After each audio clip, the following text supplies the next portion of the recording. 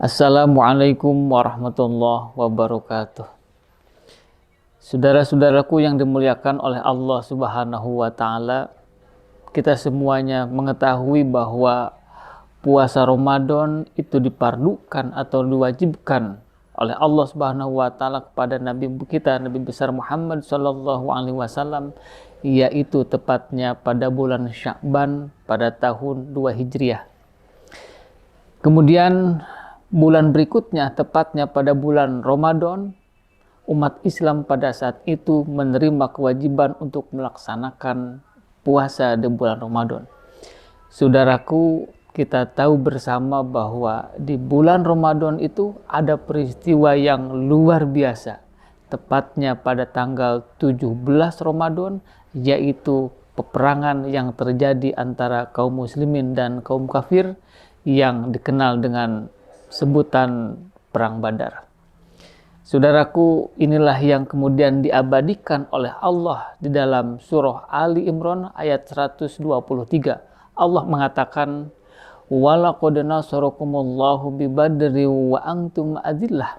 Kata Allah, dan sungguh Allah telah menolong kepada kalian semuanya dalam Perang Badar, wa antum adillah, padahal keadaan kalian pada saat itu adalah kaum yang sangat lemah. Saudaraku, pertanyaannya, kenapa Allah katakan kepada umat Islam ketika mereka melakukan Perang Badar, mereka adalah kaum yang lemah? Yang pertama, kita mengetahui bahwa pada bulan Ramadan 2 Hijriah tersebut, umat Islam wajib melaksanakan puasa Ramadan yang pertama kalinya. Kita bisa membayangkan betapa repotnya, betapa sulitnya pada saat itu. Di satu sisi dia harus perang, di satu sisi yang lain bagaimana dia harus mempertahankan puasa. Kemudian yang kedua, saudaraku, kita tahu bahwa jumlah umat Islam yang ikut perang pada saat itu sekitar 313 orang saja. Sementara lawannya, orang kafir Quraisy berjumlah sekitar 1.000 orang, artinya sekitar 3 kali lipat dari jumlah umat Islam. Kemudian yang ketiga, saudaraku, karena persenjataan, perlengkapan perang yang dimiliki oleh umat Islam pada saat itu tidak selengkap kafir Quraisy. Tetapi yang Allah tegaskan di dalam ayat ini bahwa Allah pasti menolong kalian ketika kalian melakukan Perang Badar. Dan inilah terbukti pada saat itu yang menang di dalam Perang Badar adalah umat Islam.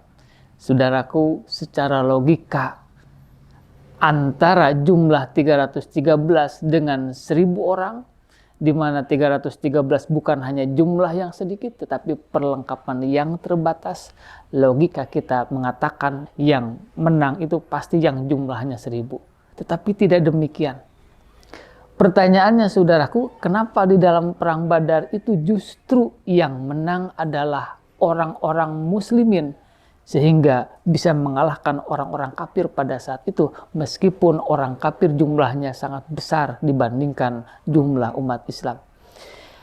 Ternyata Allah menegaskan di dalam ayat 124 dari surat Ali Imran itu bahwa Allah menurunkan bala tentaranya, malaikat, 3.000 malaikat ikut membantu umat Islam ketika peperangan Badar itu. Sehingga umat Islam pada saat itu menang.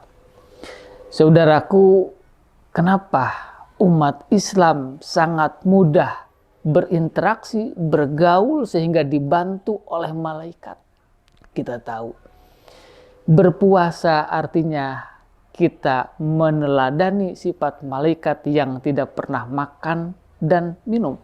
Dari sinilah ketika manusia ada kesamaan sifatnya dengan malaikat, maka manusia bisa berkumpul, bisa bergaul, bisa berinteraksi dengan malaikat itu.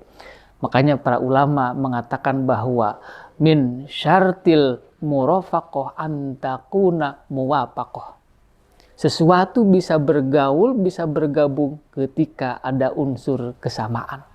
Saudaraku yang dimuliakan oleh Allah Subhanahu wa Ta'ala, ternyata apa yang terjadi di dalam Perang Badar ini bisa kita pahami lebih mantap lagi ketika misalnya kita melihat rumus fisika di mana energi itu akan didapatkan ketika ada massa jenis atau materi kemudian dikalikan, digabungkan dengan apa? Dengan kecepatan cahaya. Saudaraku, kita tahu bahwa manusia ini adalah massa jenis, terbuat dari materi, benda. Kemudian ketika manusia bergaul, berinteraksi dengan malaikat, jangan lupa malaikat itu terbentuk dari cahaya. Ketika massa jenis bergabung, bergaul, berinteraksi dengan cahaya, di sanalah akan melahirkan kekuatan yang sangat dahsyat.